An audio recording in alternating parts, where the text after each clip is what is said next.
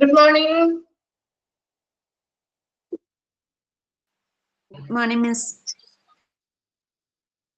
Good morning, Miss. Good morning, Miss. Good morning, ma'am. Okay, നമ്മള് Good morning, ma'am. ക്ലാസ്സിൽ എവിടെ വരെ എത്തിയത്?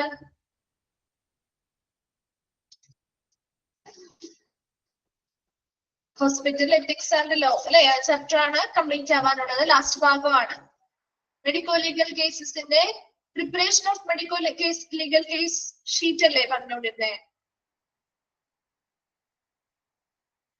6th പോയിന്റ് വരെ പറഞ്ഞു അല്ലെ? ഓക്കെ, ശരി.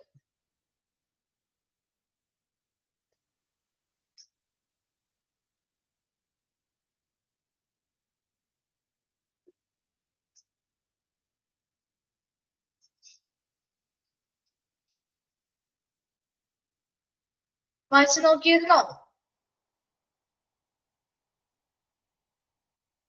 വായിച്ചു നോക്കി? ക്ലിയർ ആണോ? ഓക്കെ ആണോ? ഓക്കെ.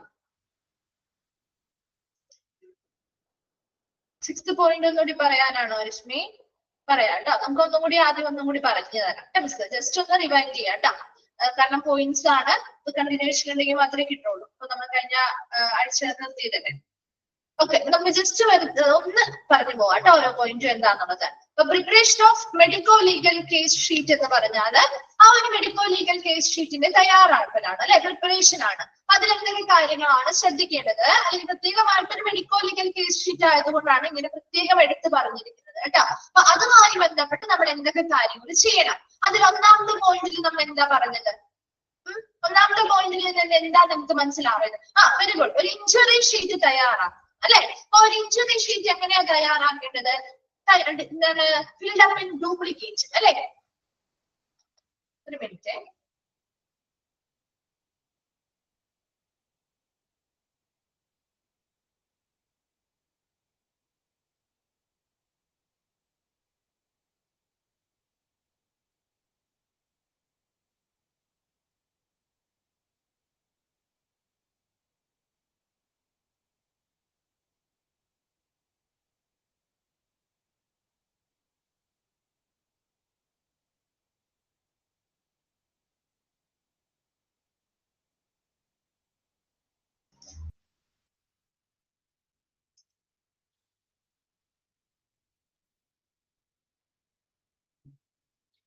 ഓക്കെ, സൗണ്ട് കേൾക്കാൻ പറ്റുന്നുണ്ടോ നിങ്ങൾക്ക്? ക്ലിയർ ആണോ?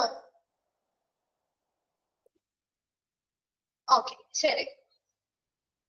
ഓക്കെ, അപ്പൊ നമ്മള് ഫസ്റ്റ് പോയിന്റ് എന്താ പറഞ്ഞ് നിർത്തിയത് കഴിഞ്ഞ ക്ലാസ്സില്? ഫസ്റ്റ് പോയിന്റിൽ പറഞ്ഞത് ഒരു മെഡിക്കോ ലീഗൽ കേസ് ഷീറ്റ് അല്ലെങ്കിൽ രജിസ്റ്റർ ചെയ്യുന്ന സമയത്ത് എന്താണ് പ്രത്യേകമായിട്ടും cases registered as medico legal, the injury sheet must be filed up in duplicate അല്ലെ. ഒരു ഇൻഷുറി ഷീറ്റ് നമ്മൾ ഡ്യൂപ്ലിക്കേറ്റ് ആയിട്ട് ഫില്ല് ചെയ്യണം എന്ന് പറഞ്ഞു അല്ലെ. 2 എണ്ണം വേണം. എന്തിനു വേണ്ടിയാണ് 2 എണ്ണം? ഒരെണ്ണം ആർക്ക് സൂക്ഷിക്കാനാ? ഒരു ഇൻഷുറി ഷീറ്റ് ആർക്ക് സൂക്ഷിക്കാനാണ്? ഹോസ്പിറ്റലിൽ സൂക്ഷിക്കണം. മറ്റൊരെണ്ണം പോലീസിന് നൽകണം അല്ലെ. ശരിയാണ്. അപ്പൊ അങ്ങനെ 2 ഡ്യൂപ്ലിക്കേറ്റ് ഇൻഷുറി ഷീറ്റുകൾ ഫില്ല് ചെയ്യണം. ആരുടെ സഹായത്തോടു കൂടിയാണ് ഫില്ല് ചെയ്യേണ്ടത്? ആരുടെ സഹായത്തോടു കൂടിയാ? അതിനു വേണ്ടി പ്രത്യേകമായിട്ട് നിയമിച്ചിട്ടുള്ള പോലീസ് കോൺസ്റ്റബിളിന്റെ സഹായത്തോടു കൂടിയാണ് ചെയ്യേണ്ടത് അല്ലെ. അതാണ് നമ്മൾ ഒന്നാമത്തെ പോയിന്റ് ആയിട്ട് പറഞ്ഞത്. ഒരു ഇൻഷുറി ഷീറ്റ് തയ്യാറാക്കണം, അത് ഡ്യൂപ്ലിക്കേറ്റ് ആണ്, 2 കോപ്പി തയ്യാറാക്കണം. അത് ആരുടെ സഹായത്തോടു കൂടി തയ്യാറാക്കണം? ഡെപ്യൂട്ടഡ് ഫോർ ദ പർപ്പസ്, ആ ഒരു പ്രത്യേക ഉദ്ദേശത്തിന് വേണ്ടി നിയമിതനായിട്ടുള്ള പോലീസ് കോൺസ്റ്റബിളിന്റെ സഹായത്തോടു കൂടി തയ്യാറാക്കണം അല്ലെ. രണ്ടാമത്തെ പോയിന്റിൽ പറഞ്ഞത് എന്താ? സെക്കൻഡ് പോയിന്റ് എന്താ പറഞ്ഞത്? എന്താണ് നിങ്ങൾക്ക് മനസ്സിലായത്? സെക്കൻഡ് പോയിന്റിൽ എന്താ നമ്മൾ പറഞ്ഞേ? സെക്കൻഡ് പോയിന്റിൽ എന്താണ് പറഞ്ഞത്?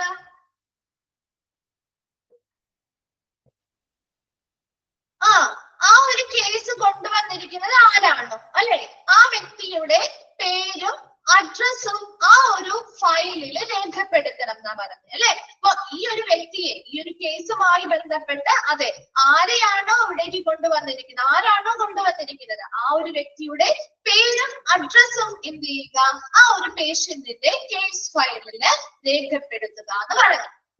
തേർഡ് വൺ എന്താ പറഞ്ഞത്? തേർഡ് പോയിന്റില് ഒരു ഇഞ്ചുറി ഷീറ്റ് ഫില്ല് ചെയ്യുകയാണ് വേണ്ടത് അല്ലെ. അപ്പൊ അങ്ങനെ ഒരു ഇഞ്ചുറി ഷീറ്റ് ഫില്ല് ചെയ്യുമ്പോ എന്തൊക്കെ കാര്യങ്ങൾക്കാണ് കൂടുതൽ ഒരു എംഫസിസ് അല്ലെങ്കിൽ പ്രാധാന്യം നൽകേണ്ടത്?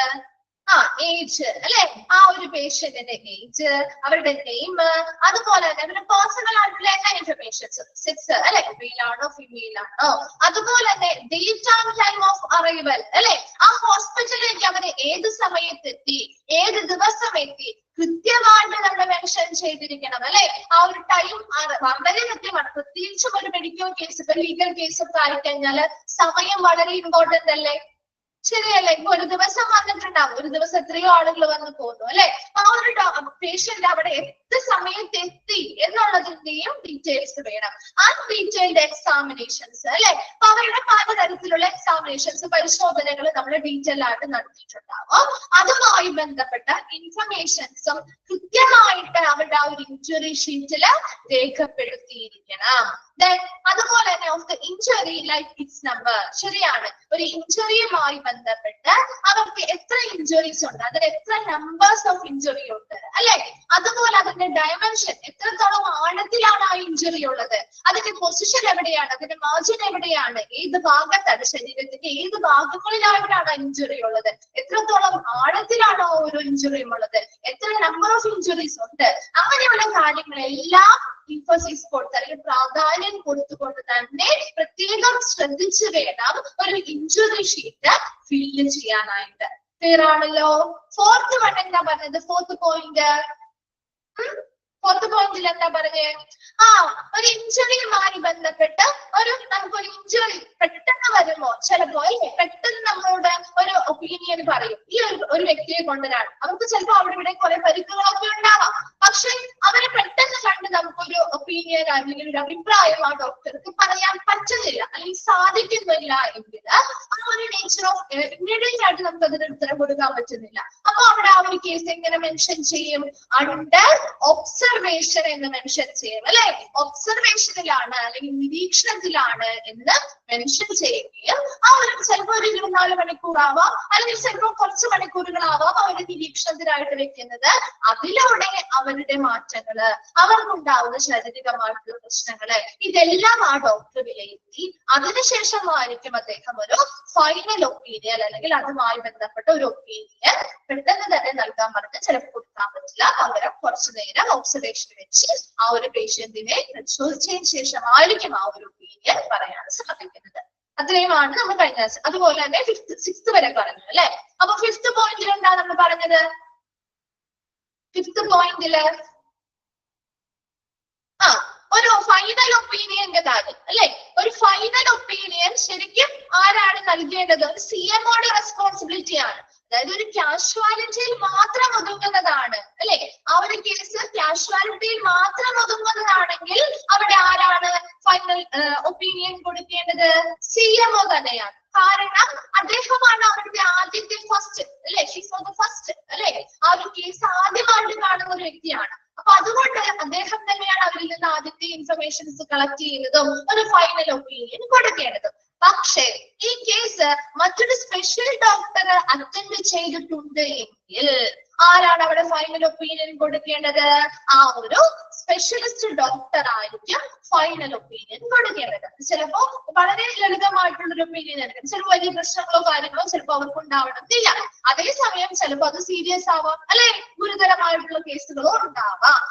ഏതൊരു ഒപ്പീനിയൻ ആണെങ്കിലും ആ ഒരു ഫൈനൽ ഒപ്പീനിയൻ കൊടുക്കേണ്ടത് CMO അല്ലെങ്കിൽ അത് ആ ഒരു കേസ് ഒരു സ്പെഷ്യൽ ആയിട്ടുള്ള ഒരു ഡോക്ടർ കേസ് അറ്റൻഡ് ചെയ്തിട്ടുണ്ടെങ്കിൽ അദ്ദേഹമാണ് ആ ഒരു ഫൈനൽ ഒപ്പീനിയൻ കൊടുക്കേണ്ടത്. അതാണ് ഫിഫ്ത് പോയിന്റിൽ നമ്മൾ പറഞ്ഞത്.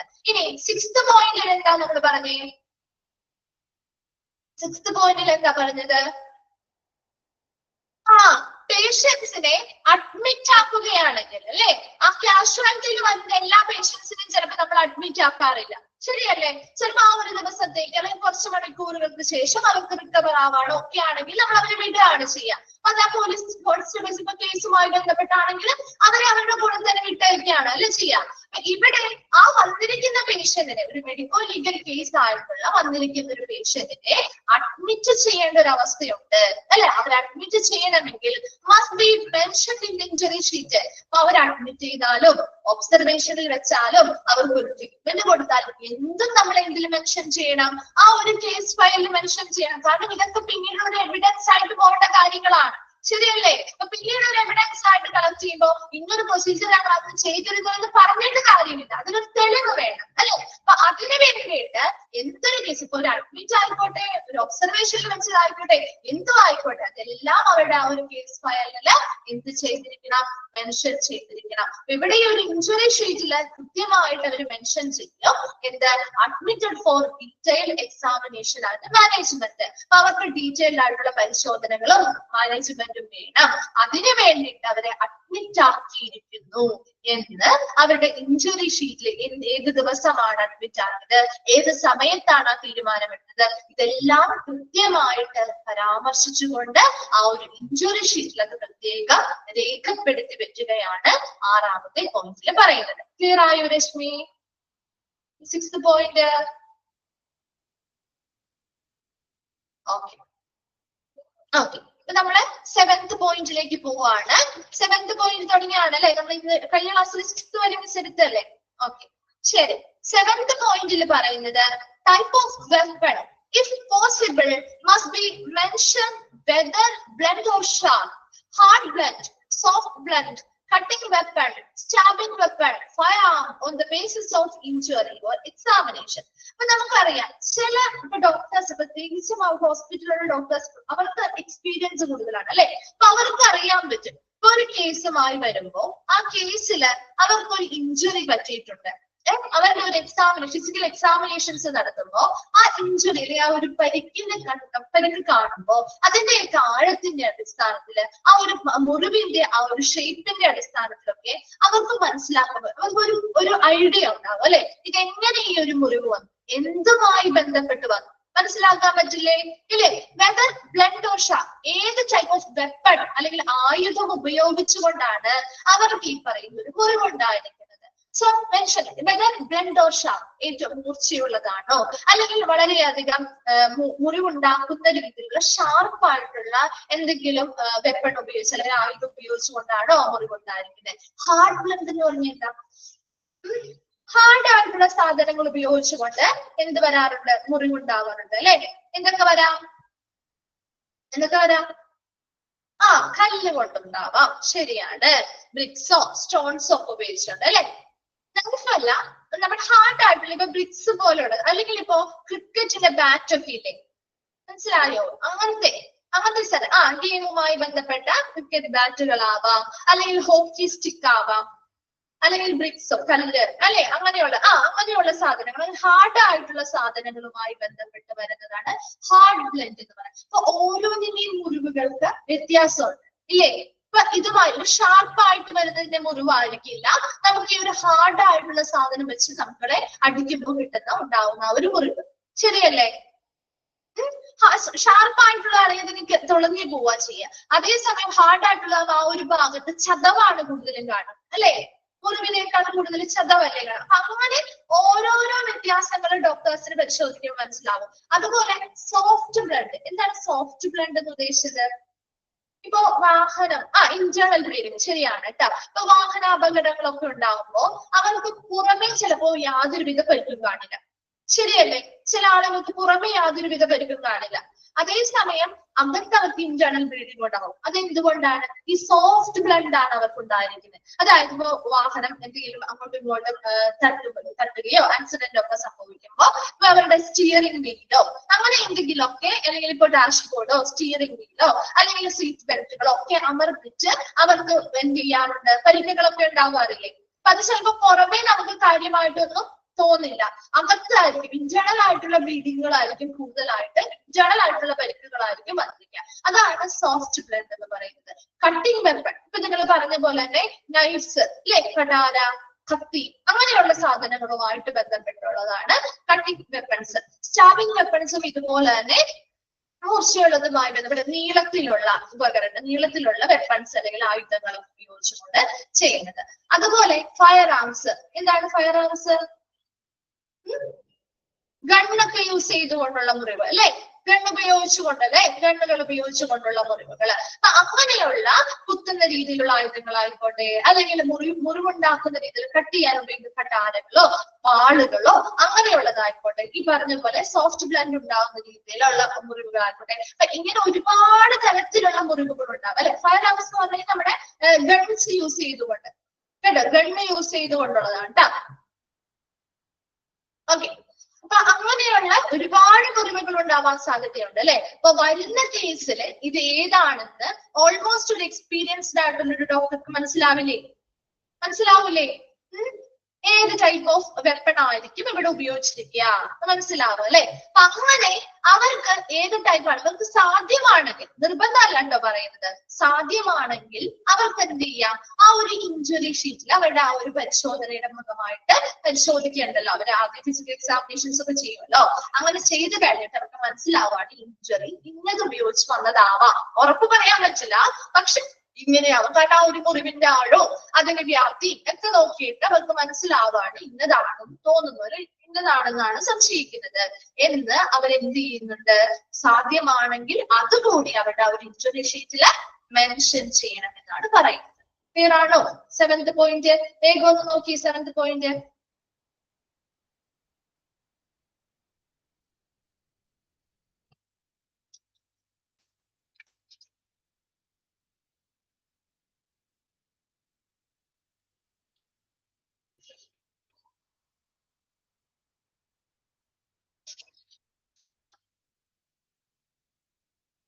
ഓക്കെ ആണെങ്കിൽ ഇന്ന് റിപ്ലൈ ചെയ്യണേ.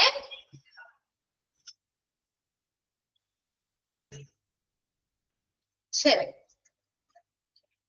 നെക്സ്റ്റ് 8th പോയിന്റിൽ പറയുന്നത് nature of injury may be mention simple, grievous or dangerous or serious. അതുപോലെ തന്നെ ഈ ഒരു ഇഞ്ചുറി എത്രത്തോളം, ഇഞ്ചുറിയുടെ സ്വഭാവം അല്ലെ, ആ ഒരു പരിക്കിന്റെ സ്വഭാവം എങ്ങനെയാണെന്നും കൂടി മെൻഷൻ ചെയ്യണം. ചിലപ്പോൾ വളരെ സിമ്പിൾ ആയിട്ടുള്ള ഒരു പരിക്കായിരിക്കും അല്ലെ, വളരെ ചെറിയ രീതിയിലുള്ള ഒരു പരിക്കായിരിക്കും.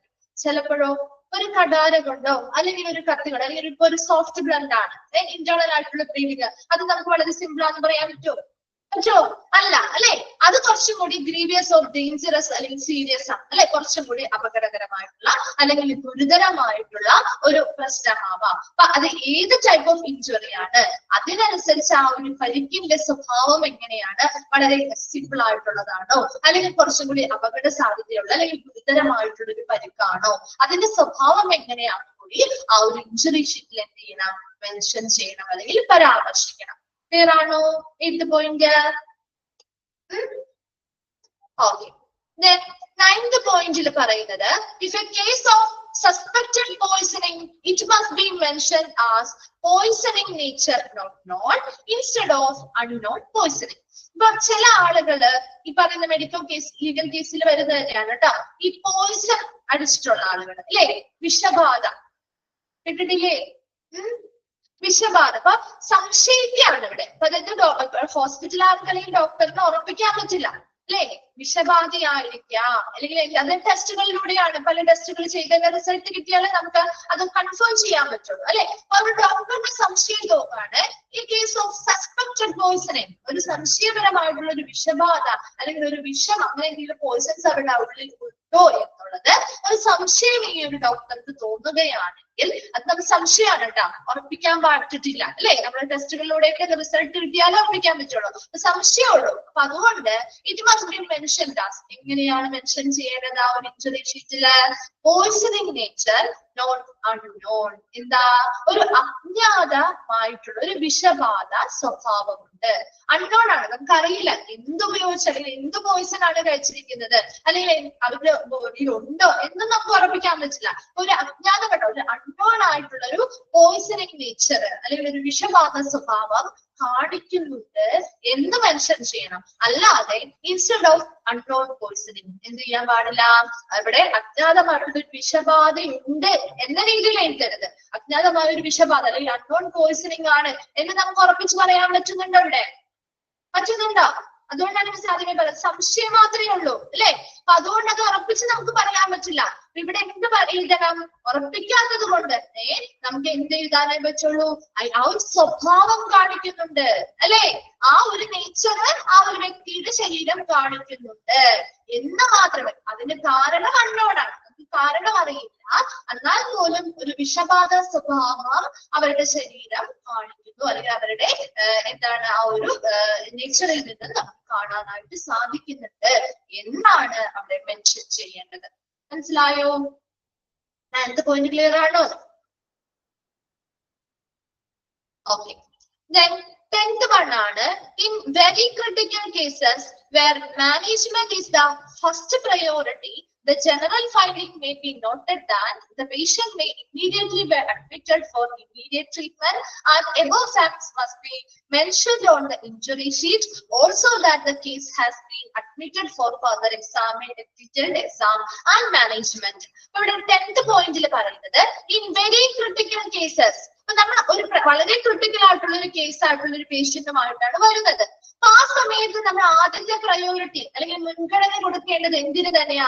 അവരെ എത്രയും വേഗം മാനേജ് ചെയ്യുക എന്നുള്ളതാണ് അല്ലെ. അല്ലാതെ ഇപ്പൊ ഒരു മെഡിക്കോ ലീഗൽ കേസ് ആയിക്കോട്ടെ, അല്ലാത്തതായിക്കോട്ടെ, വരുന്നൊരു പേഷ്യന്റ് മെഡിക്കോ ലീഗൽ കേസാണ്, എന്നാൽ ആദ്യം പ്രാഥമിക പരിശോധനകൾ നടത്തിയിട്ട് ഇത് കൺഫേം ആക്കിയിട്ട് മാത്രമേ ഞങ്ങൾ മറ്റുള്ള പ്രൊസീജിയേഴ്സ് ചെയ്യുള്ളൂ എന്ന് പറയാൻ പറ്റുമോ? അല്ലെങ്കിൽ പറയാൻ പാടുണ്ടോ? അല്ല അല്ലെ. ഒരു വളരെ ക്രിട്ടിക്കൽ ആയിട്ടുള്ള ഒരു പേഷ്യന്റ് ആണ് കൊണ്ടുവരുന്നതെങ്കിൽ ആദ്യത്തെ പ്രയോറിറ്റി എന്ന് പറയുന്നത് അവർക്ക് ഇമ്മീഡിയറ്റ് ആയിട്ടുള്ള ട്രീറ്റ്മെന്റ് കൊടുക്കുക എന്നുള്ളതാണ്. ശരിയല്ലേ? അപ്പൊ അവർക്ക് ആദ്യം first priority the general finding may be noted and the patient may immediately admitted for immediate treatment. അതല്ലേ? അപ്പൊ എപ്പോഴും ഒരു ഇമ്പോർട്ടൻസ് കൊടുക്കേണ്ടത് ജനറൽ ആയിട്ടുള്ള അവരുടെ പ്രാഥമികമായിട്ട് അവർക്ക് എന്താണ് അവരുടെ ബുദ്ധിമുട്ട് എന്ന് വേഗം മനസ്സിലാക്കുകയും അതിനനുസരിച്ച് അവരെ അവിടെ അഡ്മിറ്റ് ആക്കി ഇമ്മീഡിയറ്റ് ആയിട്ടുള്ള ട്രീറ്റ്മെന്റുകൾ നൽകുക എന്നുള്ളതാണ്. അങ്ങനെ ട്രീറ്റ്മെന്റുകൾ നൽകിയിട്ട് above facts must be mentioned on the injury sheet. അതെല്ലാം അതിപ്പോ ഒരു ഇമ്മീഡിയറ്റ് ട്രീറ്റ്മെന്റ് കൊടുത്തിട്ടുണ്ടെങ്കിലോ അവരുടെ ഫിസിക്കൽ എക്സാമിനേഷൻ ചെയ്തിട്ടുണ്ടെങ്കിലും എല്ലാം അവരുടെ ഇഞ്ചുറി ഷീറ്റിലേക്ക് ഇടാം, രേഖപ്പെടുത്തണം എന്ന് നേരത്തെ പറഞ്ഞിരുന്നു. എന്തൊരു കാര്യം ചെയ്താലും അത് രേഖപ്പെടുത്തുന്നുണ്ട്. അപ്പൊ കൃത്യമായിട്ട് നമ്മൾ രേഖപ്പെടുത്തണം. ഇങ്ങനെ വളരെ ക്രിട്ടിക്കൽ ആയിട്ട് ഒരു കേസാണ് കൊണ്ടുവന്നിരിക്കുന്നതെങ്കിൽ അതൊരു മെഡിക്കോ ലീഗൽ ആണല്ലോ, അതിന്റെ ഫോർമാലിറ്റീസ് കഴിഞ്ഞിട്ട് അവർ അഡ്മിറ്റ് ചെയ്യാം എന്നല്ല വിചാരിക്കുന്നത്. ഫസ്റ്റ് പ്രയോറിറ്റി കൊടുക്കേണ്ടത് അവരുടെ ജനറൽ ആയിട്ടുള്ള ഫൈൻഡിങ്സ് കണ്ടെത്തുക, അല്ലെങ്കിൽ അവർക്ക് എന്തൊക്കെയാണോ അത്യാവശ്യമുള്ള അവരുടെ വൈറ്റൽ സയൻസ് നോക്കുക, അവർക്ക് ഇമ്മീഡിയറ്റ് ആയിട്ടുള്ള ട്രീറ്റ്മെന്റ് കിട്ടാൻ വേണ്ടിയിട്ട് അവർ അഡ്മിറ്റ് ചെയ്യുക എന്നുള്ളതാണ്. അതിനുശേഷം അതുമായി ബന്ധപ്പെട്ട മറ്റു പ്രൊസീജിയേഴ്സ് ചെയ്തു കൊടുക്കുക. ഇതെല്ലാം എന്ത് ചെയ്യുക? അവരുടെ ഇഞ്ചുറി ഷീറ്റിൽ നിർബന്ധമായിട്ട് മെൻഷൻ ചെയ്തിരിക്കണം. Also that the case has been admitted four further detail exam and management. അതുപോലെ തന്നെ അവരെ അടുത്തതായിട്ട് ഇഞ്ചുറി ഷീറ്റിൽ എഴുതേണ്ടത് അവരെ അഡ്മിറ്റ് ചെയ്തേക്കാല്ലേ. അപ്പൊ അതുകൊണ്ട് ആ ഒരു കേസിനെ നമ്മൾ അവിടെ അഡ്മിറ്റ് ചെയ്തിരിക്കുന്നു. എന്തിനു വേണ്ടി? ഫർദർ ആയിട്ടുള്ള പിന്നീടോട്ടുള്ള ഡീറ്റെയിൽ ആയിട്ടുള്ള പരിശോധനയ്ക്കും മാനേജ്മെന്റിനും വേണ്ടിയിട്ട് അവരെ അവിടെ അഡ്മിറ്റ് ആക്കിയിരിക്കുന്നു എന്ന് കൂടി അവരുടെ ഇഞ്ചുറി ഷീറ്റിൽ മെൻഷൻ ചെയ്തിരിക്കണം. മനസ്സിലായോ? 10th പോയിന്റിൽ ഇത്രയും മാത്രമേ ഉള്ളൂ. ഒരു ക്രിട്ടിക്കൽ വളരെ വലിയ രീതിയിലുള്ള ഒരു ക്രിട്ടിക്കൽ കേസാണ് വരുന്നതെങ്കിൽ അവിടെ നമ്മൾ എപ്പോഴും പ്രയോറിറ്റി കൊടുക്കേണ്ടത് അവരുടെ ജീവൻ രക്ഷിക്കുക എന്നുള്ളത് തന്നെയാണ് അല്ലെ. അപ്പൊ അതിനു വേണ്ടിയിട്ട് അവരെ വളരെ വൈറ്റൽ ആയിട്ടുള്ള അവരുടെ പ്രധാനപ്പെട്ട ജനറൽ ആയിട്ടുള്ള കണ്ടെത്തലുകൾ വൈറ്റൽ സയൻസ് ഒക്കെ നോക്കിയിട്ട് അവർക്ക് ഇമ്മീഡിയറ്റ് ആയിട്ടുള്ള ട്രീറ്റ്മെന്റ് കിട്ടാൻ വേണ്ടി അവർ ഇമ്മീഡിയറ്റ് ആയിട്ട് തന്നെ അവിടെ അഡ്മിറ്റ് ചെയ്യുക എന്നുള്ളതാണ്. അതിനുശേഷമായിരിക്കണം മറ്റു കാര്യങ്ങളൊക്കെ കൺസിഡർ ചെയ്യേണ്ടത്. മെഡിക്കോ ലീഗൽ ആണെങ്കിൽ അതിന്റെ ഫോർമാലിറ്റീസ് അതിനുശേഷമാണ് ചെയ്യേണ്ടത്. അവർ അഡ്മിറ്റ് ആക്കിയതിനു ശേഷം അവർ എപ്പോഴും അഡ്മിറ്റ് ആക്കി, അവർക്ക് എന്തൊക്കെ പ്രൊസീജിയേഴ്സ് കൊടുത്തു, ഇനി അവർ അഡ്മിറ്റ് ഫർദർ ആയിട്ടുള്ള ഡീറ്റെയിൽഡ് ആയിട്ടുള്ള പരിശോധനയ്ക്ക് വേണ്ടിയിട്ട് മാനേജ്മെന്റിന് വേണ്ടിയും അഡ്മിറ്റ് ആക്കിയിട്ടുണ്ടെങ്കിൽ അവർക്ക് കൊടുത്ത എല്ലാ കാര്യങ്ങളും അവർ അഡ്മിറ്റ് ആക്കിയെങ്കിൽ അഡ്മിറ്റ് ആക്കിയത് എന്ന് എപ്പോ അതുപോലെയുള്ള കാര്യങ്ങൾ അവർക്ക് അതിന് മുൻപ് എന്തൊക്കെ പ്രൊസീജിയേഴ്സ് കൊടുത്തു അതുപോലെയുള്ള കാര്യങ്ങളെല്ലാം അവരുടെ ഇഞ്ചുറി ഷീറ്റിലേക്ക് ചെയ്യണം, പ്രത്യേകമായിട്ട് രേഖപ്പെടുത്തിയിരിക്കണം. ക്ലിയർ ആണോ? 10th പോയിന്റ് ക്ലിയർ ആയോ? ഓക്കെ. Then 11th പോയിന്റിൽ പറയുന്നത് a fresh injury sheet may not be prepared if it had already been registered as medico-legal by some other hospital or doctor. Only previous medico-legal registration numbers may be mentioned in the document labeling as medico legal. അപ്പൊ ഇവിടെ ഒരു fresh ആയിട്ടുള്ള ഒരു injury sheet നമ്മൾ അവിടെ prepare ചെയ്യേണ്ട കാര്യമില്ല. നമ്മൾ നേരത്തെ പറഞ്ഞ കാര്യമാണ് അല്ലെ.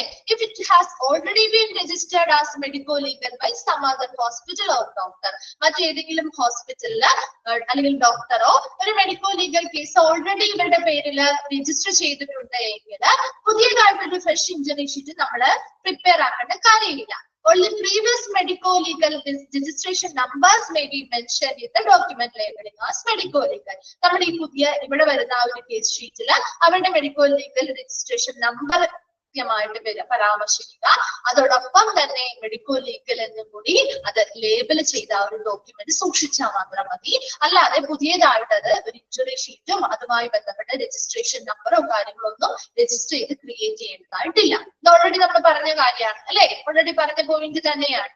Then next 12th പോയിന്റിൽ പറയുന്നത്, if a decision is taken to make a medico-legal case after admission, the treating unit doctor that's not below the rank of SR or MO should prepare the injury sheet.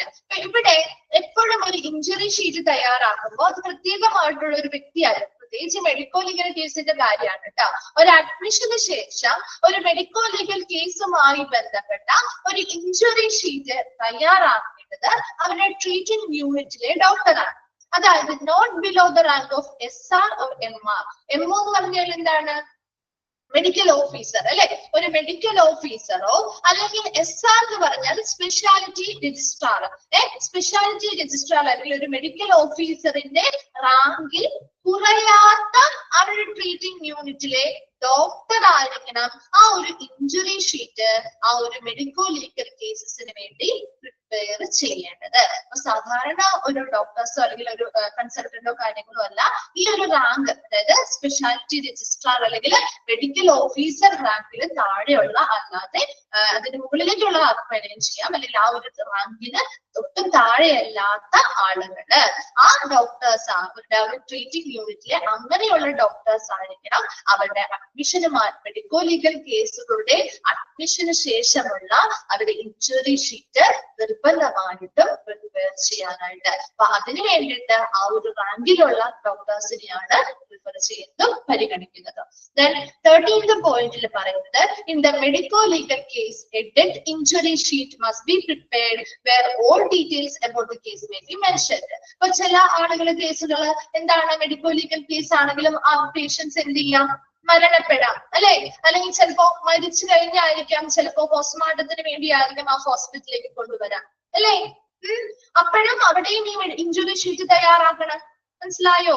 അപ്പൊ അവിടെ ഒരു patient ആയിട്ട് വന്ന admission അല്ലെങ്കിൽ ട്രീറ്റ്മെന്റിന് വേണ്ടി മാത്രമല്ല നമ്മൾ medico injury sheet തയ്യാറാക്കുന്നത്. ഇവിടെ ഒരു ഡെഡ് ഇഞ്ചുറി ഷീറ്റും നമ്മൾ തയ്യാറാക്കുന്നുണ്ട്. അവിടെയും ഇതുപോലെ തന്നെ എന്ത് ചെയ്യുന്നു, ആ ഒരു പോസ്റ്റ്മോർട്ടം ചെയ്യുന്നതുമായി ബന്ധപ്പെട്ട് ഏതൊക്കെ എവിടെയൊക്കെയാണ് അവർക്ക് പരിക്കുകൾ പറ്റിയിരിക്കുന്നത്, എത്രത്തോളം ആഴത്തിലുണ്ട് അല്ലെ, അതൊക്കെ നമുക്ക് ആ ഒരു പോസ്റ്റ്മോർട്ടം റിപ്പോർട്ടിൽ മെൻഷൻ ചെയ്ത് കിട്ടാറില്ലേ? ശരിയാണോ? ചെയ്യാറുണ്ട്. അപ്പൊ അതെല്ലാം അതുപോലെ തന്നെ ഈ ഒരു മെഡിക്കോ ലീഗൽ കേസുമായി ബന്ധപ്പെട്ട് ഡെത്ത് ഇഞ്ചുറി ഷീറ്റും തയ്യാറാക്കണം. And all the details about the case may be mentioned. അവർ ആ ഒരു കേസുമായി ബന്ധപ്പെട്ട എല്ലാ ഡീറ്റെയിൽസും ആ ഒരു ഇഞ്ചുറി ഷീറ്റിൽ മെൻഷൻ ചെയ്യുകയും റിപ്പോർട്ട് ചെയ്യുകയും വേണം. Then 14th പോയിന്റിൽ പറയുന്നത്, if a medico legal case is referred to the specialty doctor and he wants to admit the case or send the case to form, he must inform the CMO concerned about the same after examination so that such an entry may be made in the medico legal injury sheet. അപ്പൊ ഇവിടെ 14th പോയിന്റിൽ പറയുന്നത്, ഒരു medico legal കേസിൽ ഒരു speciality ഡോക്ടർക്ക് refer ചെയ്തു. So he want to admit the case. ഇപ്പൊ ഒരു സ്പെഷ്യാലിറ്റി മെഡിക്കോ ലീഗൽ കേസ് ഇപ്പൊ ഒരു കാഷ്വാലിറ്റിയിൽ വന്നു. ആ കാഷ്വാലിറ്റിയിൽ വന്നു, അദ്ദേഹത്തിന് വേറെ ഏതെങ്കിലും ഒരു ഡോക്ടറുടെ അടുത്തേക്ക് അവിടെ നിന്ന് റെഫർ ചെയ്ത് വിട്ടിരിക്കാം. ഒരു സ്പെഷ്യൽ ആയിട്ടുള്ള സ്പെഷ്യാലിറ്റി ഡോക്ടറുടെ അടുത്തേക്ക് റെഫർ ചെയ്ത് വിട്ടു. അപ്പൊ അവർ അറ്റൻഡ് ചെയ്ത് ആരാ? ആ സ്പെഷ്യാലിറ്റി ഡോക്ടറാണ് അല്ലെ. ആ സ്പെഷ്യാലിറ്റി ഡോക്ടർ ഇവരെ പരിശോധിക്കുമ്പോൾ അദ്ദേഹത്തിന് മനസ്സിലാവുകയാണെങ്കിൽ ഒന്നില്ലെങ്കിൽ ഈ ഒരു കേസ് ഇവിടെ അഡ്മിറ്റ് ആക്കണം. രണ്ട് ഓപ്ഷൻ ആണല്ലോ ഉള്ളത്.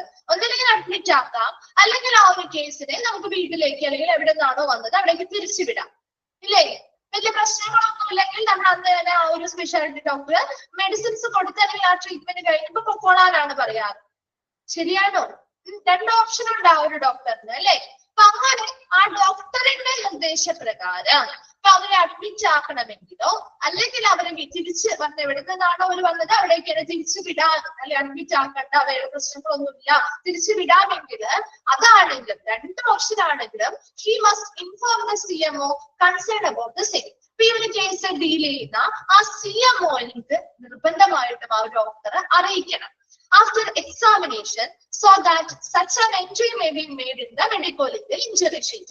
ഇവരെ പരിശോധിച്ചു കഴിഞ്ഞാൽ ഒരു പേഷ്യന്റ് ഒരു മെഡിക്കോ ലീഗൽ കേസ് വന്നിട്ട് ആ പേഷ്യന്റിനെ ഒരു സ്പെഷ്യാലിറ്റി ഡോക്ടർക്ക് റെഫർ ചെയ്തു വിചാരിക്കാം. ആ ഒരു റെഫർ ചെയ്ത് ആ സ്പെഷ്യാലിറ്റി ഡോക്ടർ അവരുടെ എക്സാമിനേഷൻസ് അല്ലെങ്കിൽ പരിശോധനകൾ കാര്യങ്ങളൊക്കെ ആ പേഷ്യന്റിന് ചെയ്ത് കഴിയുമ്പോൾ ആ ഡോക്ടർ പറയാണ് ഈ പേഷ്യന്റിനെ ഇവിടെ അഡ്മിറ്റ് ചെയ്യണം എന്ന് പറഞ്ഞാൽ അത് ആരറിയിക്കണം? അതുമായി ബന്ധപ്പെട്ട CMOനെ അറിയിക്കുക. ഇനി വീട്ടിലേക്ക് തിരിച്ചു വിടണം അല്ലെങ്കിൽ അവർക്ക് ഓക്കെയാണ് കുഴപ്പമൊന്നുമില്ല മെഡിസിൻസ് കണ്ടിന്യൂ ചെയ്താൽ മതി എന്ന് പറയാറുണ്ട് അല്ലെ. അങ്ങനെയാണ് അവർക്ക് തിരിച്ചു പോവാലോ. എവിടെ നിന്നാണോ വന്നത് അവർക്ക് വീട്ടിൽ നിന്നാണോ വന്നെങ്കിൽ വീട്ടിലേക്ക് പോവാം, അല്ല പോലീസുമായി ബന്ധപ്പെട്ടാണോ വന്നിരിക്കുന്നതെങ്കിൽ അങ്ങനെ പോവാം. അപ്പൊ അങ്ങനെയാണെങ്കിലും തിരിച്ചു വിടുകയാണെങ്കിലും അല്ലെങ്കിൽ അവിടെ അഡ്മിറ്റ് ആവുകയാണെങ്കിലും ആ ഒരു സ്പെഷ്യാലിറ്റി ഡോക്ടർ എന്ത് ചെയ്യണം? അത് ഈ ഒരു കേസുമായി ബന്ധപ്പെട്ട CMOയെ നിർബന്ധമായിട്ട് അറിയിക്കണം. അതെന്തിനു വേണ്ടിയിട്ടാ? അവരെ അഡ്മിറ്റ് ആക്കുകയാണെങ്കിൽ അഡ്മിറ്റ് ആക്കുന്നു അവരുടെ ആ ഒരു ഇഞ്ചുറി ഷീറ്റിൽ രേഖപ്പെടുത്താൻ വേണ്ടിയാണ്. അല്ല അവരെ തിരിച്ച് സെൻഡ് ബാക്ക് ചെയ്യാണ് അവിടെ വിടുകയാണെങ്കിൽ അതും എന്ത് ചെയ്യണം? ആ ഒരു ഇഞ്ചുറി ഷീറ്റില് പ്രത്യേകമായിട്ട് രേഖപ്പെടുത്തിയിരിക്കാൻ വേണ്ടിയിട്ടാണ്. മനസ്സിലായോ? 14th പോയിന്റ് ക്ലിയർ ആയോ? ഓക്കെ. 15th പോയിന്റിൽ പറയുന്നത് all victims of alleged rape and criminal abortion should be shown to lady doctor for examination and preparation of medico-legal injury sheet and other formalities. ഇവിടെ എല്ലാ വിക്ടിംസും, അതായത് ഇപ്പോ alleged rape അല്ലെ, ഇപ്പോ വളരെ ക്രിമിനൽ പരമായിട്ടുള്ള അബോർഷൻസ് ഗർഭചിത്രം നടത്തിയവര് അല്ലെങ്കിൽ ബലാത്സംഗത്തിനൊക്കെ ഇരയായിട്ടുള്ളതായിട്ടുള്ള സ്ത്രീകളുണ്ടെങ്കിൽ അവരെയൊക്കെ എപ്പോഴും ഒരു ലേഡി ഡോക്ടറിനെയാണ് കാണിക്കേണ്ടത്. എന്തിനു വേണ്ടി? For examination and preparation of medico legal injury sheet. അപ്പൊ അവരുടെ എക്സാമിനേഷൻ പരിശോധനകൾ, ശാരീരിക പരിശോധനകൾ നടത്താനായിക്കോട്ടെ, ഈ മെഡിക്കോ ലീഗൽ ഇഞ്ചുറി ഷീറ്റുകൾ തയ്യാറാക്കാനായിക്കോട്ടെ, അതുപോലെ മറ്റു ഫോർമാലിറ്റികൾക്കൊക്കെ ആയിട്ട് ഈ പറയുന്ന അല്ലെങ്കിൽ റേപ്പ് കേസുകൾ, ബലാത്സംഗം നടന്നിട്ടുള്ള അതിന്റെ ഇരകളായിട്ടുള്ളവരാണെങ്കിലോ അതല്ല ക്രിമിനൽ ആയിട്ടുള്ള അബോർഷൻസ് അല്ലെങ്കിൽ ഗർഭചിത്രം നടത്തിയിട്ടുള്ള ആളുകളാണെങ്കിലും അവരുമായി ബന്ധപ്പെട്ട കേസുകളെ എപ്പോഴും ഒരു ലേഡി ഡോക്ടറിനെ, അത് ഇമ്പോർട്ടന്റ് ആണ്, ലേഡി ഡോക്ടറിനെയാണ് കാണിക്കേണ്ടത്. ആ ലേഡി ഡോക്ടർ മുഖേനയാണ് അവർക്ക് പരിശോധനകൾ നടത്തേണ്ടതും അവരുടെ ഇഞ്ചുറി ഷീറ്റ് തയ്യാറാക്കേണ്ടതും മറ്റ് മെഡിക്കോ ലീഗൽ ഫോർമാലിറ്റീസ് ചെയ്യേണ്ടതും. ക്ലിയർ ആണോ ഇത്? Okay. Then 16th പോയിന്റിൽ പറയുന്നത് concern for medical examination should be taken unless he or she is arrested on charge of committing an offense and produced before CMO medical examination. ഇവിടെ 16th പറയുന്നത് ഒരു medical എക്സാമിനേഷന് വേണ്ടിയിട്ട് ഇപ്പൊ ഒരു എന്താണ് ഒരു കേസ്, ഒരു ആണാവാം സ്ത്രീയാവാം പെണ്ണാവാം അല്ലെ പുരുഷനാവാം, രണ്ടും ആയിക്കോട്ടെ, അവർ എന്തെങ്കിലും കാര്യത്തിന് charge of committing an offence, എന്തെങ്കിലും ഒരു കുറ്റകൃത്യം ചെയ്തു, അതുമായി ബന്ധപ്പെട്ട് അവരെ അറസ്റ്റ് ചെയ്തിട്ടുണ്ടെങ്കിൽ അതിന് മുൻപ് അറസ്റ്റ് ചെയ്ത് അവർക്ക് എന്ത് ചെയ്യാറുണ്ട്? ശാരീരിക പരിശോധനകൾ നടത്താറുണ്ട് അല്ലെ. ആ ശാരീരിക പരിശോധനകൾ നടത്തുമ്പോ അവരുടെ ആ CMOയുടെ മുന്നിൽ അവരെ പ്രൊഡ്യൂസ് ചെയ്യുന്നതിന് മുൻപായിട്ട് അവരിൽ നിന്നും എന്ത് ചെയ്യാറുണ്ട്? ഈ മെഡിക്കൽ എക്സാമിനേഷന് വേണ്ടിയുള്ള കൺസേൺ അല്ലെങ്കിൽ സമ്മതങ്ങൾ വാങ്ങാറുണ്ട്. സോ CMO മെഡിക്കൽ എക്സാമിനേഷൻ, പക്ഷെ CMOയുടെ മുന്നിലേക്ക് ഒരു മെഡിക്കൽ എക്സാമിനേഷന് മുന്നേ കൊണ്ടുവരുന്നതിന് മുൻപായിട്ട് അവരിൽ നിന്ന് എന്ത് ചെയ്യാറുണ്ട്? ആ ഒരു മെഡിക്കൽ എക്സാമിനേഷന് വേണ്ടിയിട്ടുള്ള കൺസേൺ അല്ലെങ്കിൽ സമ്മതം വാങ്ങാറുണ്ട്. മനസ്സിലായോ 16th point? Okay. 17th point, if a person is below 80 years of age, അപ്പൊ കൊണ്ടുവരുന്ന ആ ഒരു പേഷ്യന്റ് 18 വയസ്സിൽ താഴെയാണെങ്കിൽ the consent of the guardian is to be taken for private part examination. സ്വകാര്യ ഭാഗങ്ങളുടെ പരിശോധനയ്ക്ക് വേണ്ടിയിട്ട് അവരുടെ ഗാർഡിയന്റെ കൺസേൺ അല്ലെങ്കിൽ സമ്മതം. 18 വയസ്സിന് മുകളിലാണെങ്കിൽ ആ പേഷ്യന്റിന്റെ സമ്മതം മതി. അതേസമയം 18 വയസ്സിൽ താഴെയാണ് ആ ഒരു വ്യക്തിയുടെ ഏജ് എങ്കിൽ ആരുടെ സമ്മതപത്രമാണ് അല്ലെങ്കിൽ ആരുടെ കൺസേൺ ആണ് ഇവിടെ വായിക്കുക? ഗാർഡിയന്റെ. അവരുടെ ഗാർഡിയന്റെ സമ്മതമായിരിക്കും ആ ഒരു പ്രൈവറ്റ് പാർട്ട് എക്സാമിനേഷന് വേണ്ടി വായിക്കാണ്ട്. അതൊന്നും നോട്ട് ചെയ്യണം കേട്ടോ. അതുപോലെ ആ ലേഡി ഡോക്ടർക്ക് ചോദിക്കാറുണ്ട്. അതുപോലെ തന്നെ ഗാർഡിയന്റെ കൺസേണോട് കൂടിയായിരിക്കും 18 വയസ്സിന് താഴെയാണെങ്കിൽ അവരുടെ പ്രൈവറ്റ് പാർട്ട് എക്സാമിനേഷൻസ് നടത്തുക. വേഗം ഒന്ന് ഒരു 17 എണ്ണം വേഗം ഒന്ന് വായിച്ചു നോക്കി. ഏതെങ്കിലും പോയിന്റ്സ് ഡൗട്ട് ഉണ്ടെങ്കിൽ ചോദിക്കാം കേട്ടോ.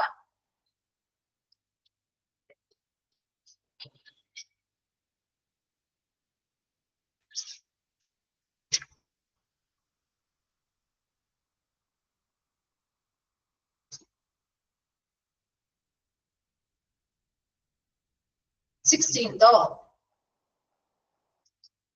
16th പോയിന്റില് മെഡിക്കൽ എക്സാമിനേഷൻ, അതായത് ഇപ്പോ എന്തെങ്കിലും ഒരു കേസ്, ഒരു കുറ്റകൃത്യം ചെയ്തു, ഒരു കമ്മിറ്റിംഗ് ആൻ ഒഫൻസ്, എന്തെങ്കിലും ഒരു കുറ്റകൃത്യം ചെയ്തിട്ട് അവരെ നമ്മള് പോലീസ് അറസ്റ്റ് ചെയ്യില്ലേ?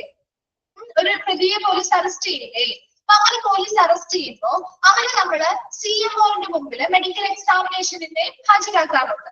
അവരുടെ മെഡിക്കൽ എക്സാമിനേഷൻസിന് വേണ്ടിയിട്ട് ഹാജരാക്കാറുണ്ട്. ആ CMOയുടെ മുന്നിൽ അവരെ പ്രൊഡ്യൂസ് ചെയ്യുന്നതിന് മുമ്പായിട്ട് അവരിൽ നിന്ന് ആ ഒരു മെഡിക്കൽ എക്സാമിനേഷൻ ചെയ്യുന്നതിനുള്ള കൺസേൺ അല്ലെങ്കിൽ സമ്മതം വാങ്ങണം എന്ന് പറയും.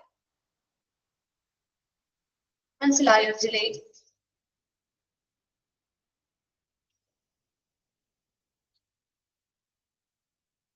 Okay, 10th one.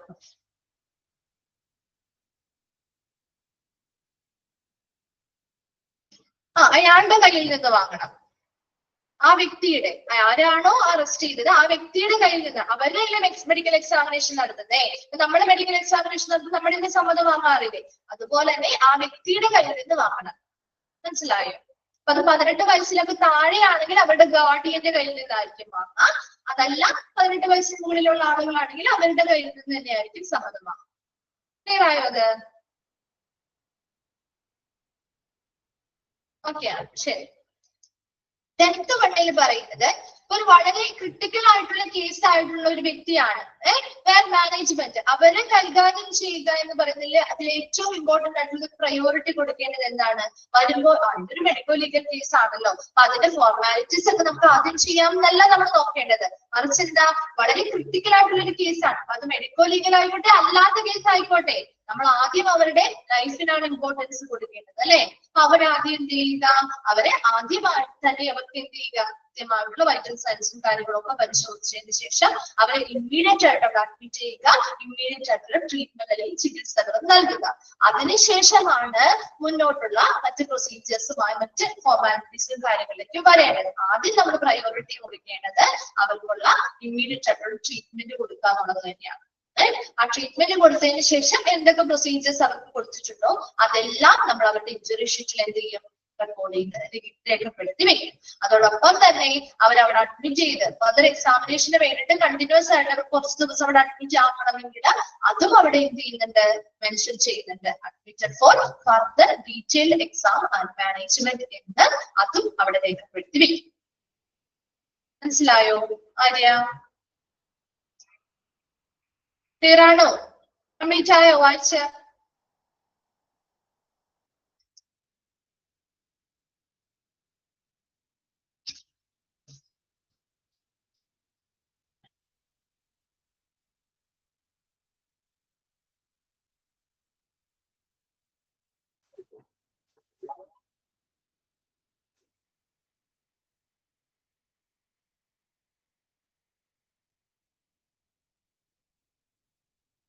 വായിച്ചു കഴിയുമ്പോ ഒന്ന് റിപ്ലൈ ചെയ്യണേ.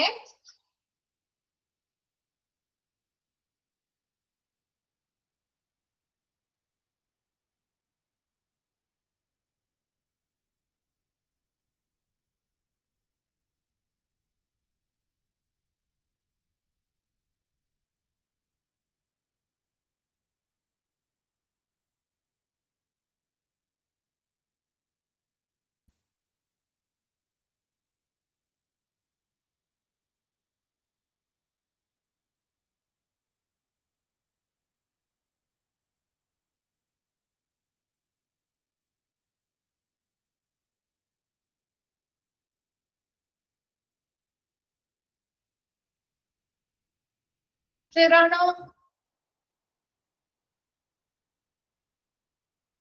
ശരി, ഓക്കെ.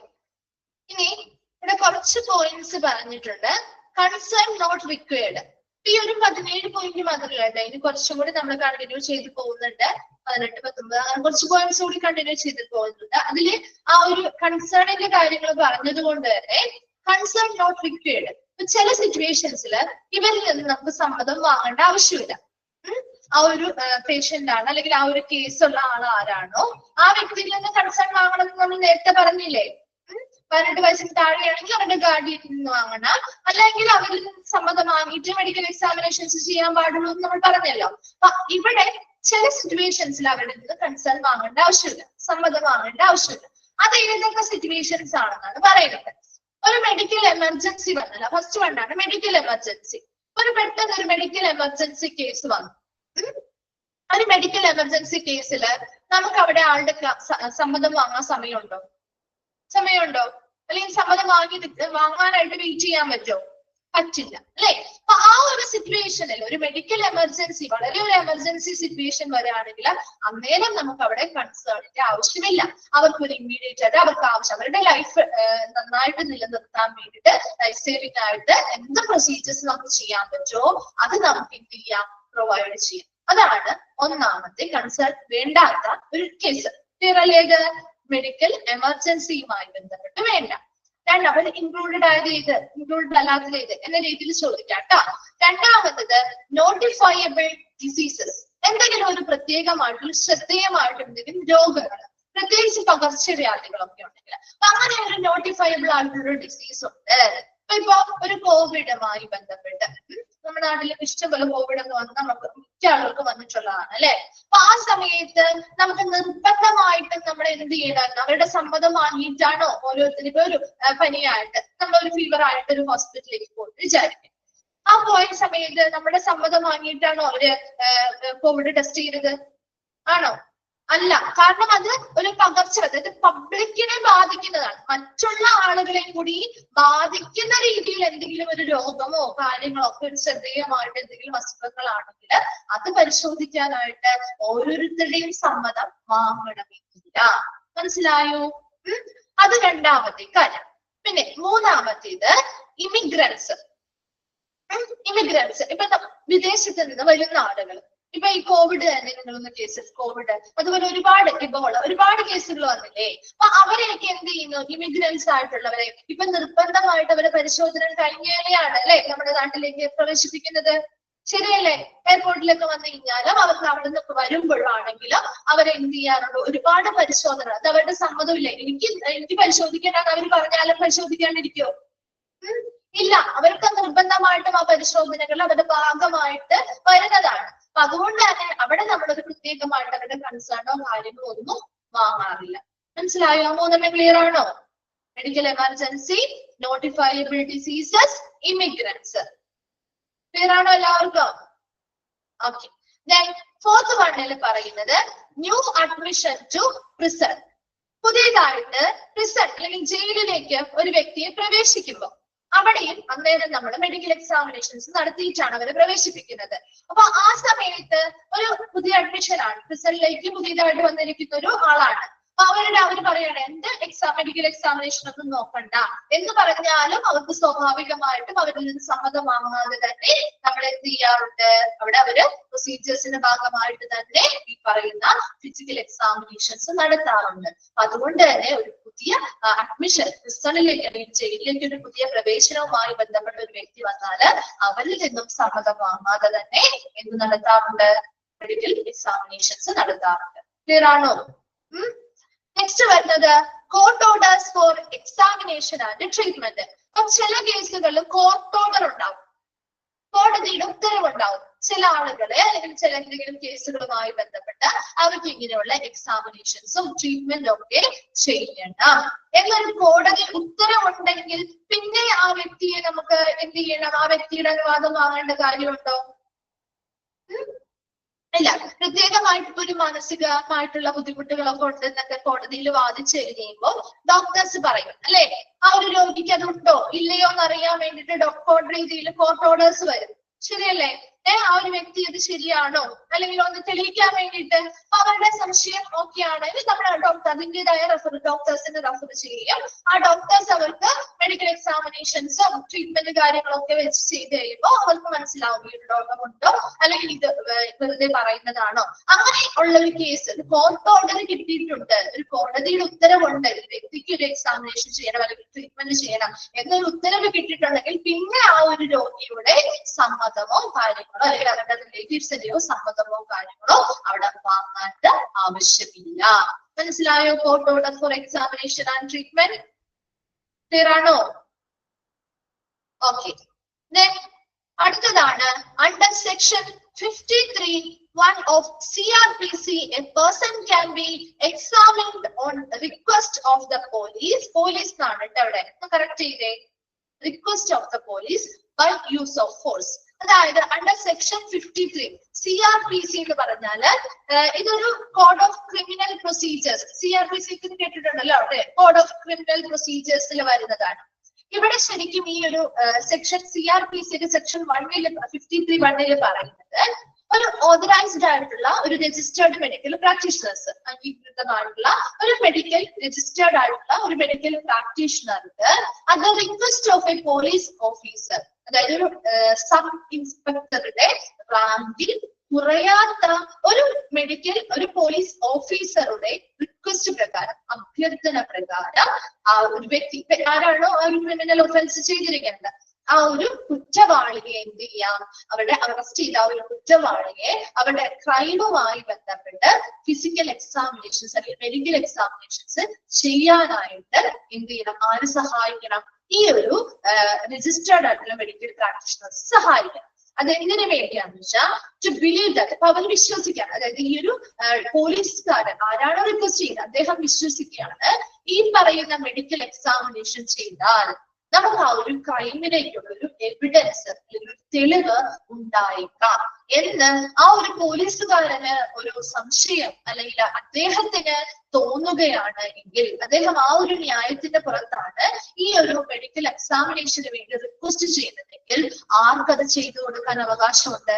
ആ ഒരു രജിസ്റ്റേർഡ് ആയിട്ടുള്ള മെഡിക്കൽ പ്രാക്ടീഷണറിന് അത് ചെയ്തു നൽകാവുന്നതാണ്. അതാണ് ഇവിടെ സെക്ഷൻ 53 പറയുന്നത്. ക്ലിയർ ആയോ എന്താന്നുള്ളത്? സെക്ഷൻ 53 ഇത്രയേ ഉള്ളൂ. ഒരു ഓതറൈസ്ഡ് ആയിട്ടുള്ള ഒരു അംഗീകൃതമായിട്ടുള്ള ഒരു രജിസ്റ്റേർഡ് ആയിട്ടുള്ള ഒരു മെഡിക്കൽ പ്രാക്ടീഷണർ ഉണ്ടായിരുന്നു. അദ്ദേഹത്തോട് ഒരു സബ് ഇൻസ്പെക്ടർ റാങ്കിൽ കുറയാത്ത ഒരു പോലീസുകാരൻ അല്ലെങ്കിൽ ഒരു പോലീസിലുള്ള ഒരു വ്യക്തി അദ്ദേഹത്തോട് റിക്വസ്റ്റ് ചെയ്യാണ്, ഒരു ക്രിമിനൽ ഒഫൻസ് ചെയ്ത് ഒരു ക്രൈം ചെയ്തിട്ടുള്ള ഒരു ക്രിമിനൽ ഉണ്ടെങ്കിൽ ആ വ്യക്തിയെ പരിശോധിക്കാനായിട്ട് മെഡിക്കൽ എക്സാമിനേഷൻ ചെയ്യണം എന്ന് റിക്വസ്റ്റ് കൊടുക്കുകയാണ്. ആർക്ക്? ഈ മെഡിക്കൽ പ്രൊഫഷണലിന് റിക്വസ്റ്റ് കൊടുക്കുകയാണ്. എന്തിനു വേണ്ടി അവർ റിക്വസ്റ്റ് കൊടുക്കുന്നത്? അതിന്റെ ഉദ്ദേശം എന്താണ്? ആ പോലീസുകാരൻ ഉദ്ദേശിക്കുന്നത് അദ്ദേഹത്തെ ആ ക്രൈം ചെയ്ത വ്യക്തിയെ പരിശോധന നടത്തിയാൽ ഈ ക്രൈമിന് വേണ്ടിയിട്ടുള്ള എന്തെങ്കിലും തെളിവുകൾ അതിലൂടെ കിട്ടുമെന്ന് ഒരു വിശ്വാസം അല്ലെങ്കിൽ ഉറപ്പ് ഈ ഒരു പോലീസുകാരനുണ്ടെങ്കിൽ അദ്ദേഹത്തിന് ഈ മെഡിക്കൽ പ്രാക്ടീഷണറോട് എന്തിന് റിക്വസ്റ്റ് ചെയ്യാം? ഒരു ഫിസിക്കൽ എക്സാമിനേഷൻ അല്ലെങ്കിൽ മെഡിക്കൽ എക്സാമിനേഷൻ ഇവർക്ക് ചെയ്യണം എന്ന് റിക്വസ്റ്റ് ചെയ്യാം. അത് അതിനനുസരിച്ച് ആർക്ക് ചെയ്തു കൊടുക്കാനും പറ്റും? ആർക്ക് ചെയ്തു കൊടുക്കാൻ പറ്റും? ആ മെഡിക്കൽ പ്രാക്ടീഷണർക്ക് ചെയ്തു കൊടുക്കാൻ പറ്റും. അവിടെ അപ്പൊ പ്രത്യേകമായിട്ട് ആ ക്രൈം ചെയ്ത വ്യക്തിയോടുള്ള കൺസേണും കാര്യങ്ങളും വാങ്ങേണ്ട കാര്യമുണ്ടോ? വാങ്ങണോ? വേണ്ട.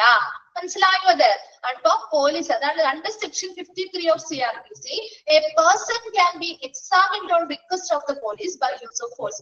ബലം പ്രയോഗിച്ചാവും അല്ലെ, ചിലപ്പോ അവർ സമ്മതിക്കണം എന്നൊന്നുമില്ല അല്ലെ. അങ്ങനെ ഒരു തെളിവ് കിട്ടുന്നുണ്ടെങ്കിൽ അത് സമ്മതിക്കോ? സമ്മതിക്കില്ല ഇല്ലേ? അങ്ങനെ ഒരു തെളിവ് കിട്ടും എന്നുണ്ടെങ്കിൽ അവർ സമ്മതിക്കാൻ സാധ്യതയില്ല. ചിലപ്പോ ബലം പ്രയോഗിച്ചായിരിക്കാം ചെയ്യാനുള്ളത് അല്ലെ. അപ്പൊ അങ്ങനെ ബലം പ്രയോഗിച്ചാണെങ്കിൽ കൂടി അവരെ എന്ത് ചെയ്യാം, ഒരു വ്യക്തിയെ പരിശോധിക്കാവുന്നതാണ്. ആരുടെ റിക്വസ്റ്റ് പ്രകാരം? ആ പോലീസിന്റെ അഭ്യർത്ഥന പ്രകാരം പരിശോധിക്കാവുന്നതാണ്. അപ്പൊ അവിടെ നമ്മൾ അവരുടെ നിന്നൊരു കൺസേൺ ആവശ്യമായിട്ട് വരുന്നില്ല. ക്ലിയർ ആണോ? അടുത്തത് പറയുന്നത് members of armed forces on request of competent authority writing exams. ഇപ്പൊ പരീക്ഷകളൊക്കെ എഴുതുന്നു, എക്സാംസ് ഒക്കെ എഴുതില്ലേ? ഇപ്പൊ ആർമഡ് ഫോഴ്സ്, അതായത് കോമ്പിറ്റന്റ് അതോറിറ്റി അപ്പോ ഈ ആർമഡ് ഫോഴ്സ് ഇപ്പൊ നമ്മുടെ ആർമി, മിലിറ്ററി അങ്ങനെ അതുമായി ബന്ധപ്പെട്ട എക്സാമുകൾ എഴുതുമ്പോൾ അതിന്റെ ഭാഗമായിട്ട് അവർക്ക് എക്സാം എഴുതണമെങ്കിൽ ഫിസിക്കൽ എക്സാമിനേഷൻസ് പാസ് ആവണ്ടേ? ഒരുപാട് ശാരീരിക പരിശോധനകൾ നടത്തിയിട്ടല്ലേ ചെയ്യാൻ പറ്റുള്ളൂ? ആണോ? നമ്മൾ സാധാരണ ഒരു പരീക്ഷ എഴുതുന്ന പോലെയാണോ? അല്ല, അല്ലെ? അപ്പൊ അതുമായി ബന്ധപ്പെട്ട് അതാണ് യോഗ്യതയുള്ള ഒരു ആധികാരികമായിട്ടുള്ള അധികാരികളുടെ രേഖാമൂലമുള്ള റിക്വസ്റ്റ് പ്രകാരം മെമ്പേഴ്സ് ഓഫ് ആർമഡ് ഫോഴ്സസ്, അപ്പൊ ആർമഡ് ഫോഴ്സിൽ സേനയിലെ അംഗങ്ങൾക്ക് എന്തെങ്കിലും പ്രത്യേകമായിട്ടുള്ള എന്തെങ്കിലും എക്സാംസോ കാര്യങ്ങളോ പങ്കെടുക്കണമെങ്കിൽ അവർക്ക് ഫിസിക്കൽ എക്സാമിനേഷൻസ് ചെയ്യേണ്ടതായിട്ട് വരും. അപ്പൊ അതിനും അവരുടെ പ്രത്യേകമായിട്ടുള്ള ഒരു ഉത്തരവോ അല്ലെങ്കിൽ അവരുടെ ഓരോരുത്തരുടെയും കൺസേണോ കാര്യങ്ങളോ വേണ്ട, അവർ ബന്ധപ്പെട്ട അധികാരികളിൽ നിന്നുള്ള ഒരു സമ്മതം മാത്രം മതി. മനസ്സിലായോ? ഓക്കെ. ലാസ്റ്റ് വൺ ആണ് consent is not required for relative for conducting medico legal postmortem. അതുപോലെ തന്നെ ഇപ്പൊ ഒരു മെഡിക്കോ ലീഗൽ പോസ്റ്റ്മോർട്ടം ആണ്.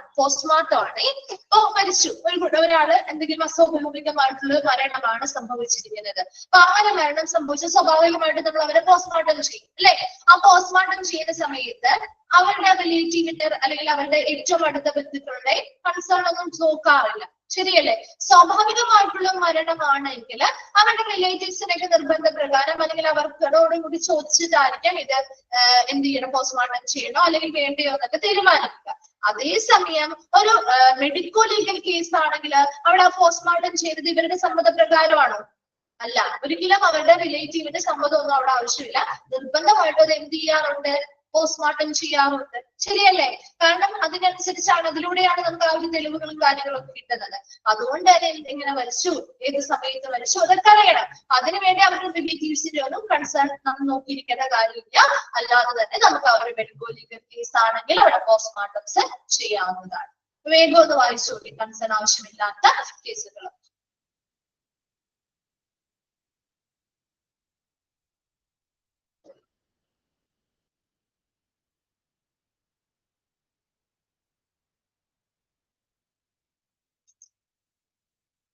നോട്ടിഫയബിൾ ഡിസീസ് എന്ന് പറഞ്ഞാൽ ശ്രദ്ധേയമായിട്ട് എന്തെങ്കിലും അസുഖങ്ങൾ വരില്ല. ഇപ്പൊ പബ്ലിക്കിനെ പൊതുവായിട്ട് ബാധിക്കുന്ന രീതിയിൽ എന്തെങ്കിലും രോഗങ്ങൾ ഉണ്ടാകുമല്ലോ, പകർച്ചവ്യാധികൾ പോലെ. അപ്പൊ അങ്ങനെയുള്ളതൊക്കെ ഉണ്ടോ എന്ന് അറിയാൻ വേണ്ടി നമ്മൾ അവരുടെ കൺസേൺ വാങ്ങിയിട്ടല്ല ആ ഒരു ഹോസ്പിറ്റലിലേക്ക് ആ ഒരു സിംറ്റവുമായി വരുന്ന എല്ലാവർക്കും നമ്മൾ എന്ത് ചെയ്യാറുണ്ട്?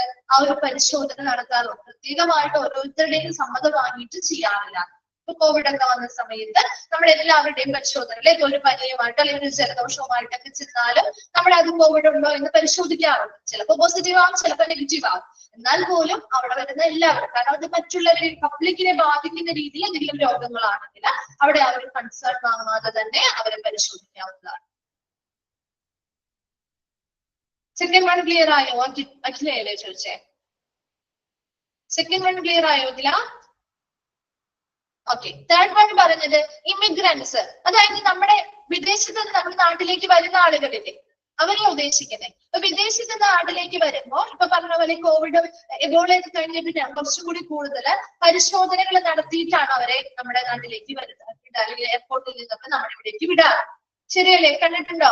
അവരെയൊക്കെ പരിശോധനകൾ നടത്തും. അപ്പൊ അവരുടെ എന്തെങ്കിലും അവിടെ നിന്ന് വരുന്ന സമയത്തെ അവരെന്തെങ്കിലും രോഗവുമായിട്ടാണോ വരുന്നത്, അല്ലെങ്കിൽ മറ്റെന്തെങ്കിലും രോഗവുമായിട്ട് എന്തെങ്കിലും സംശയം ഉണ്ടോ, അല്ലെങ്കിൽ അവരുമായിട്ട് മിങ്കിൾ ചെയ്ത് അല്ലെങ്കിൽ അവരുമായിട്ട് കൂടുതൽ ഇടപഴകിയിട്ടുണ്ടോ, അല്ലെങ്കിൽ ഇപ്പൊ നിലവിൽ അവർ വരുന്ന സമയത്ത് അവിടുത്തെ എന്തെങ്കിലും രോഗങ്ങൾ അവർ ക്യാരി ചെയ്ത് വരുന്നുണ്ടോ?